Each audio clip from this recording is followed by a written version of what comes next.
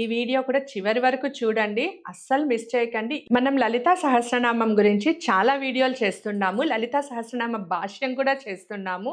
మనము చివరి వీడియోలో మహా త్రిపుర సుందరి అంటే ఏంటో తెలుసుకున్నాం సంకల్పంలో. ఇవి ఒక్కొక్క అర్థాలు తెలుసుకొని చేస్తూ ఉండడం వల్ల మీకు అమ్మవారి కృపా కటాక్షాలతో పాటు మీరు అమ్మను దర్శించే భాగ్యం కూడా మీకు దక్కుతుంది.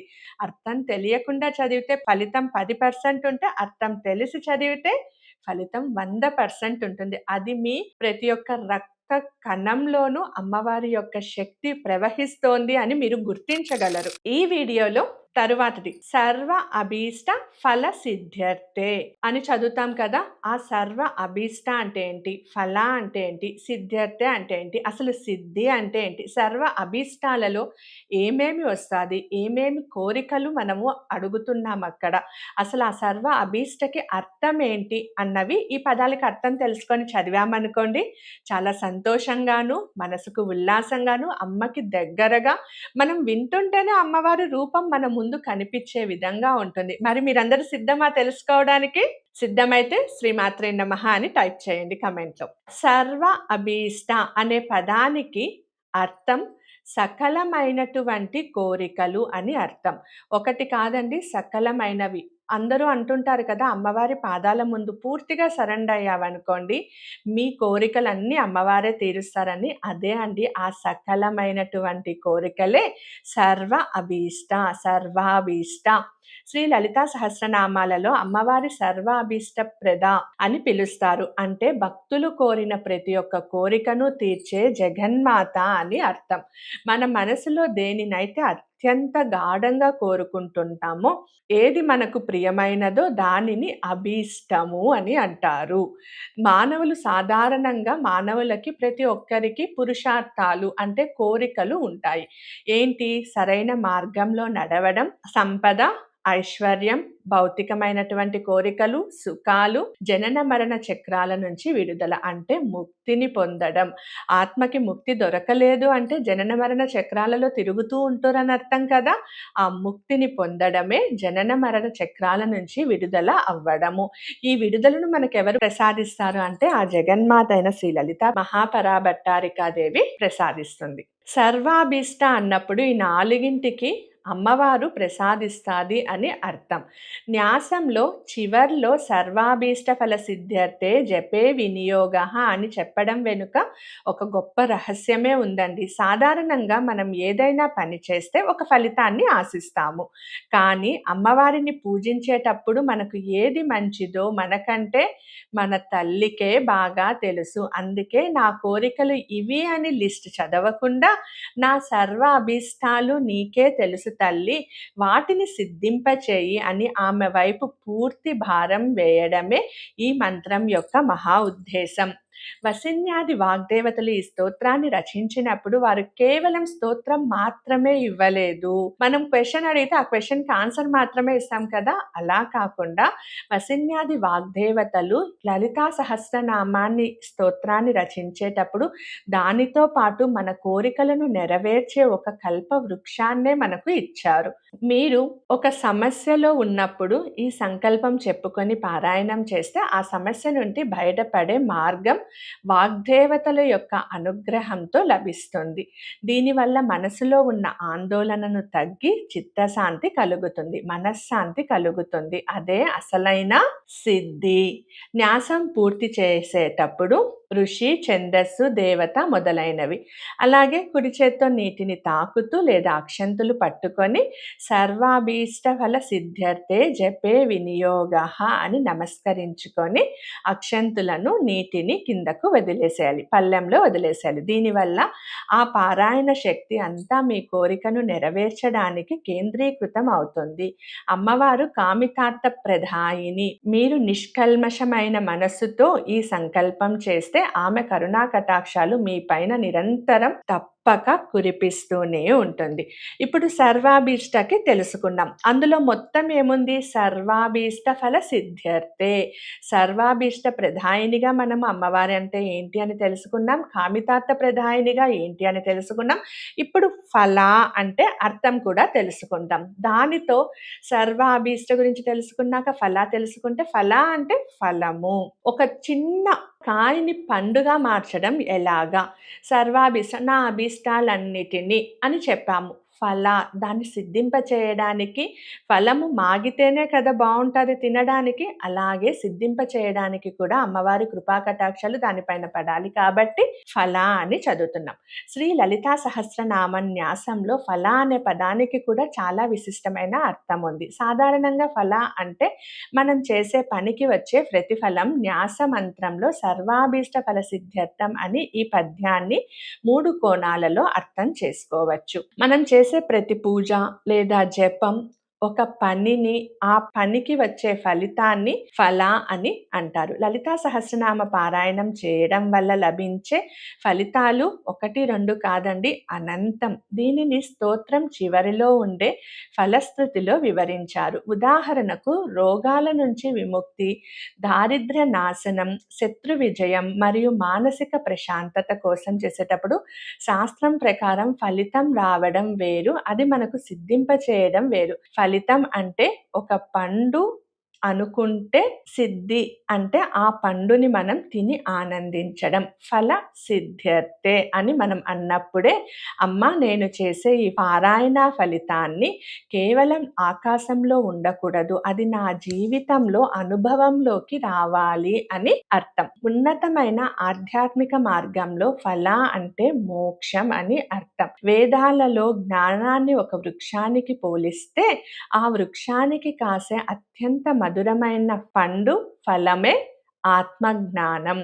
అమ్మవారిని ఏమని పిలుస్తాము? ఒక నామంలో ఉంది, ఫలదాయిని అని పిలుస్తాం. అంటే ఆమె మన అజ్ఞానాన్ని తొలగించి జన్మరహిత్యమైనటువంటి ఫలాన్ని ప్రసాదిస్తుంది.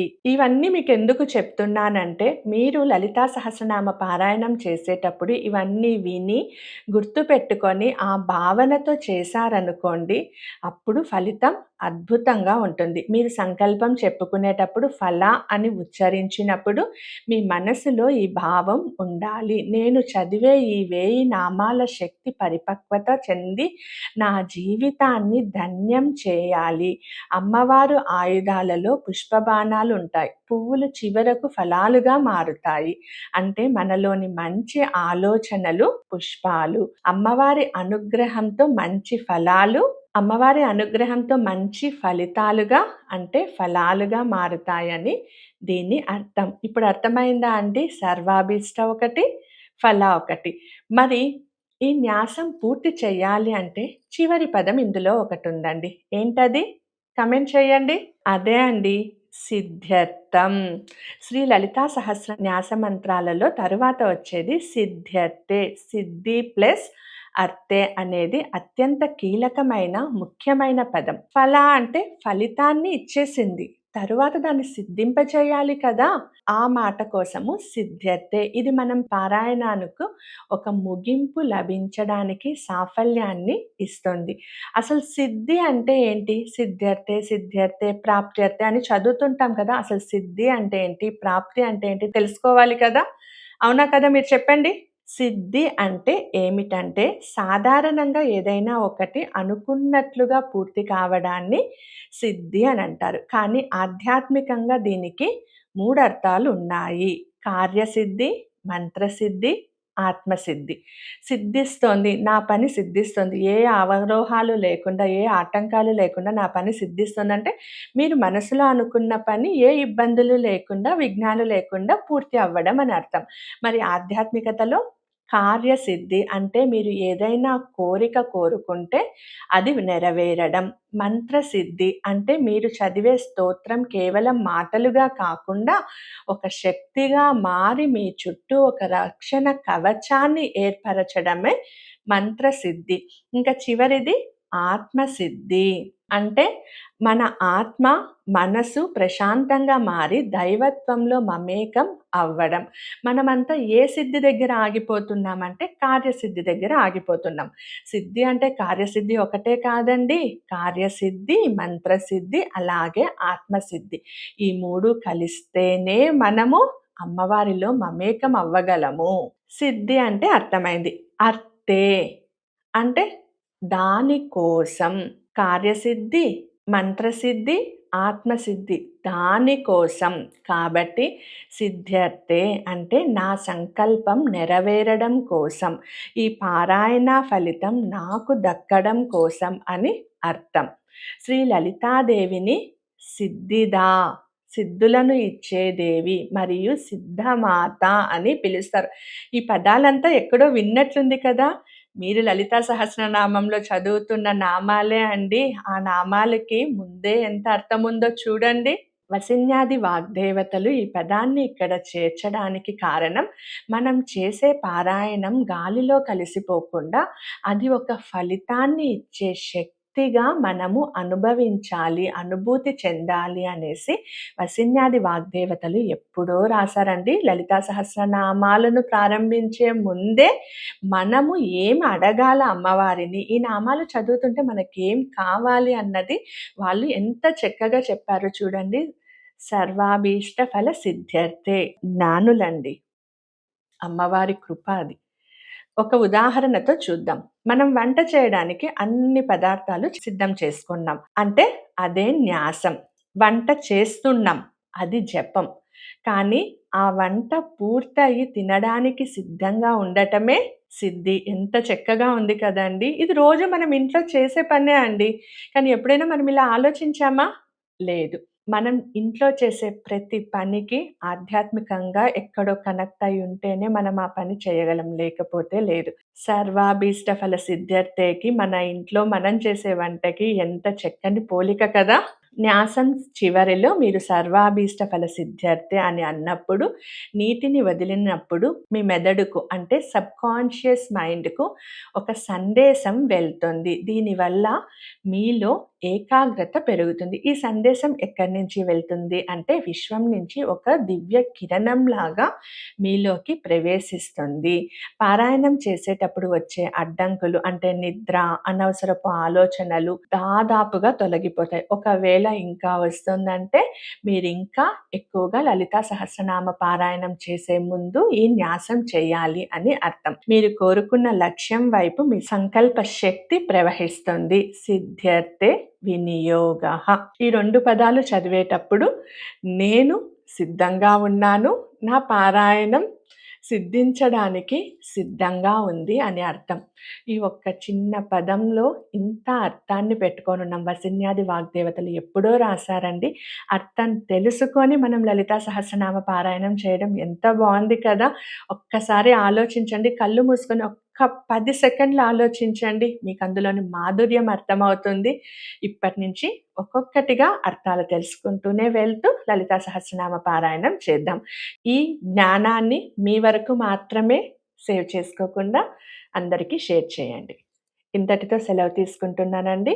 అమ్మవారి కృపతో ఒక్కొక్క నామానికి అర్థాలు చెప్పాలని మనస్ఫూర్తిగా కోరుకుంటూ సెలవు. సర్వే జన సుఖినో భవంతు. సమస్త సన్మంగళాని భవంతు. ఓం శ్రీ గురుభ్యో నమః. ఓం శ్రీ మాత్రే నమః. స్వస్తి.